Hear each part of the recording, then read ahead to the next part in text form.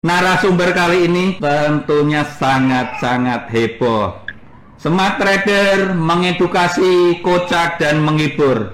Mudah-mudahan podcast hari ini bermanfaat buat teman-teman semuanya.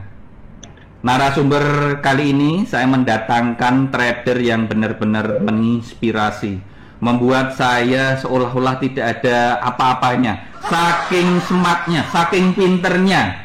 Nanti kita akan mendapatkan suatu edukasi, suatu kehebohan, dan menghibur kita semuanya.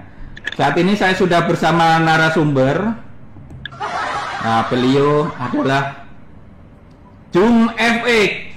Ya, yang di sebelah kanan saya, Jung FX atau Om Yanto. Kemudian di paling kanan, Mas Ges Mikael. Halo bapak-bapak semuanya, apa kabar? Kabarnya api? Kabarnya rada remuk. Baik, jadi lebih sebenarnya kalau kita sudah mendalami, kita harus memikirkan yang lebih kompleks lagi ya, Om Ges ya. Ya harus komplit karena ini urusannya bisnis, ini urusannya perut, ini urusannya duit yang mungkin itu bisa menyelamatkan orang-orang di rumah. Trading itu akan mudah jika kita bisa memahami semua bentuk kejadian yang mungkin saja terjadi di dalam market. Yang ketiga, trading itu akan mudah ketika misalnya kita di kantor, misalnya bagi teman-teman yang kerja di kantor mungkin pergi dari pagi pulangnya malam sampai tidak ada waktu. Nah, dengan kita memahami belajar trading forex ini, kita bisa melakukan dimanapun. Bahkan tadi Mbah Yanto Jum FX bilang bahkan dengan Android saja bisa, tidak harus yang iPhone Pro Max 12, bahkan Android harga 1 juta pun bisa kita klik buy sell.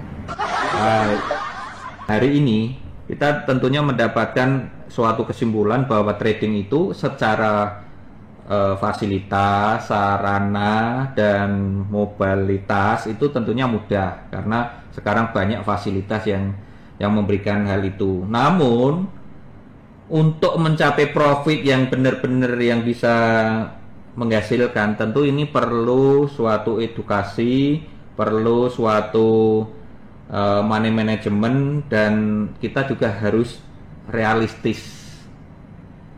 Bagaimana pendapat Om Yanto tentang ini? Karena tadi sudah disampaikan Om Mikael tentang perihal ini. Menurut saya, jangan pernah tinggalkan pekerjaan utama Anda hanya untuk trading forex. Oke, jadi sambil kerja kita bisa belajar. Untuk memahami trading forex memang diperlukan waktu. Jadi nggak mungkin sebagai contoh untuk gaji UMK saja Anda harus belajar dari mulai SD, SMP, SMA, kuliah. Itu pun Anda ketika melamar kerja harus kisaran harganya adalah di UMK. Apalagi kalau trading forex. Jangan pernah bermimpi ketika Anda belajar trading forex itu 1-2 bulan sudah pengen mendapatkan ribuan dolar. Itu sangat sulit, juga sangat tidak mungkin.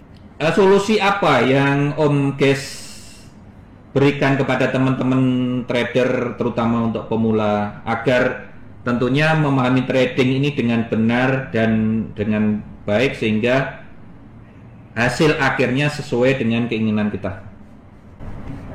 Oke, ini pesan saya untuk semua sobat trader yang saya hargai, yang saya kasihi, untuk menjadikan aktivitas trading forex itu menjadi lebih nyaman, lebih mudah, lebih gampang, tidak sulit.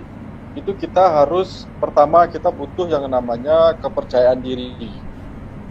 Jadi jangan pernah tergoyah ketika melihat teman meja sebelah sana kok bisa menghasilkan profit lebih banyak. Kenapa saya tidak? Kan seperti itu. Pertama harus mempunyai kepercayaan diri. Yang kedua coba kita membuat trading system sendiri kalau bisa. Kita memiliki suatu sistem trading sendiri yang mana itu bukan bicara soal salah atau benar. tapi sebuah trading system yang tidak dikomersilkan, tapi itu bisa menghasilkan profit yang konsisten menurut kenyamanan masing-masing. Oke, baik. Nah, bagaimana cara kita mendapatkan trading system sendiri? Itu banyak cara. Pertama, bisa kita belajar dari media, misalnya Facebook, Malat Channel dengan narasumbernya, kemudian postingan-postingan sobat-sobat senior di grup di mana-mana, kemudian kita berbayar, mungkin edukasi berbayar ke beberapa edukator, kemudian ketika kita sudah mempunyai semua gambaran ilmu A, B, C, D, E, kita mencoba membuat trading system sendiri yang itu sangat nyaman. Nah, itu yang kedua. Yang ketiga, coba tetapkan 1% rule. 1% rule itu misalnya kalau Anda punya uang $1.000 misalnya, Anda mulai membatasi lah, paling tidak 1% lah untuk dirugikan atau yang difloatingkan. Misalnya 1% dari $1.000 kan adalah $10. Nah, ketika kita melakukan shoot posisi entah itu buy atau sell dan sudah ke floating 1%, bukan berarti itu di cut loss atau di stop loss. Itu sebagai pengingat, tolong jangan open posisi lagi secara agresif. Apakah itu jadikan suatu pakem? Tidak. Karena setiap orang kemampuan finansialnya berbeda-beda. Mungkin kalau modalnya 10.000 US disuruh OP 001, yo enak. Kapan segini, enak banget. Apalagi yang sudah merasakan trading angka 100.000 USD disuruh OP 001, itu lebih enak lagi. Ya, benar. Nah, itu harus, bukan suatu pakem harus 1%. Setiap orang bebas menentukan bisa 2%, bisa 3%. Sesuai kemampuan. Sesuai kemampuan dan kenyamanan masing-masing. Ya. Ketika ada orang bertanya kepada saya, Mas guys, berapa batasan rule pembatasan risiko maksimal menurut Mas guys? Kalau saya pribadi, kondisi trading saya sendiri, selama saya floating masih di bawah 20% equity total saya masih bisa keliuran kemana-mana tanpa cemas sedikit pun. Karena saya juga trading tidak satu pair. Saya bahkan trading semua pair saya trading, 28 pair, tidak ada spesifik khusus, kecuali gold. Ini kita bicaranya currency. Oke, baik. Selama saya transaksi di bawah 20% dari equity, misalnya saya punya uang 10.000 US, selama floating minus saya masih di bawah 2.000 USD, itu saya masih bisa tidur nyenyak sambil ngorok. Tapi kalau tidak di atas 20%, itu batasan saya. Kalau sudah di atas 20%, ini sebuah warning. What should I do? Saya harus ngelakuin apa nih? Ini udah ke floating lebih dari 20%. Bukan cuma tenang-tenang aja, berharap-harap cemas, moga-moga balik, lu bablas. Nah, terus yang keempat, silakan tetapkan dan pahami risk and reward.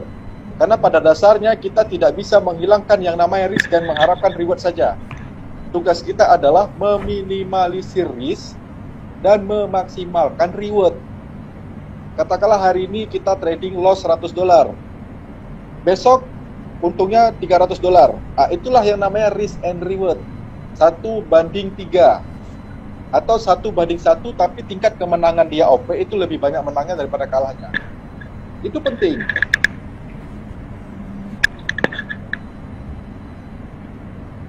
Baik.